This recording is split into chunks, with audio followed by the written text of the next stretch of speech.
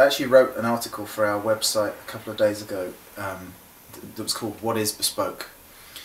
And when we opened this store, it was really because I was going to Europe a lot. I was buying things from people who'd always made things for me there.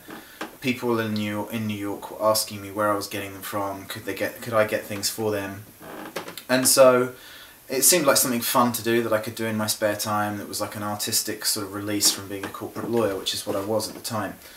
And at the time, the only way you could really get a suit made in New York was to go to, you know, one of the Italian guys on Madison Avenue who'd make you look like the boss man from 1942, or go to the Chinese guy on the corner in the laundry. Neither of which really fitted with what I wanted. There was nothing that was really an expression in the way that Savile Row is in England or some of the tailors are in Italy. There wasn't really a proper men's store. You know, if you didn't like department stores and you didn't want to buy things that might be extremely well made, like Keaton or Oxford, but that were basically cut for your granddad at that point in time. When I opened this store, you know, I should say we do make ready-to-wear things. People have kind of come to associate this place with Bespoke because it's what we've become known for, I guess, better than anything else, but we've always made ready-to-wear things. The thing with the Bespoke stuff is when we started doing it, no one had even heard that word, which might sound crazy because 10 years later, every single thing that you possibly could imagine has had the word Bespoke added in front of it. Mm-hmm. You know, and if you go online, you can buy a Bespoke suit for like whatever, $119 or whatever, probably freshly made in China, glued together with whatever and made out of rubbish, but you know, it's Bespoke. When I started doing this, nobody was doing that. I had to explain to the New York Times, Details, you know, GQ, everybody what the word even meant because they'd never heard it. You know, and so in that respect, I guess we were different. We were a little bit ahead of the curve. The same with the shirts. I mean, we started making very fitted European shirts, bright colours, fun trims.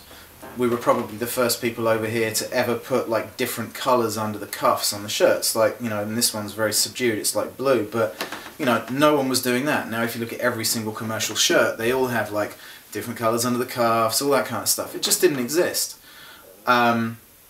And they were all really, kind of all of that was with a focus on things being a little more unique and a little more individual. Because, you know, I've always liked dressing for me, and I've always liked me feeling comfortable in what I'm wearing, not necessarily wearing what everybody else is wearing and looking like a sheep.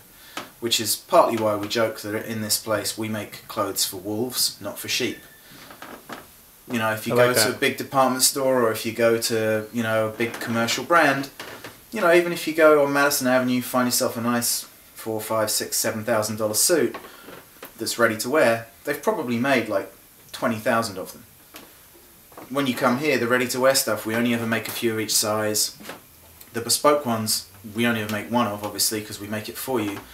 And even though a lot of the time we use cloth for the Bespoke suits that isn't milled just for that suit, we use lots of cloth that is very, very limited. I mean, for instance, we have a really good relationship with Dormé. Dormé is a family that's based in Paris. They've been making cloth since like 1860 something. It's all made in Huddersfield in the north of England. But they make their cloth books. They sell cloth to, you know, maybe somewhere between 600 and 1,000 people in the USA. For only 4 of them do they basically make special selections, special books, put the name on the book of the person that it's for. They do that for us, they do it for 3 other people in the whole country. The cloth that we make, or that they make that we use, they only make enough to make 70 suits from each piece of cloth in the whole world.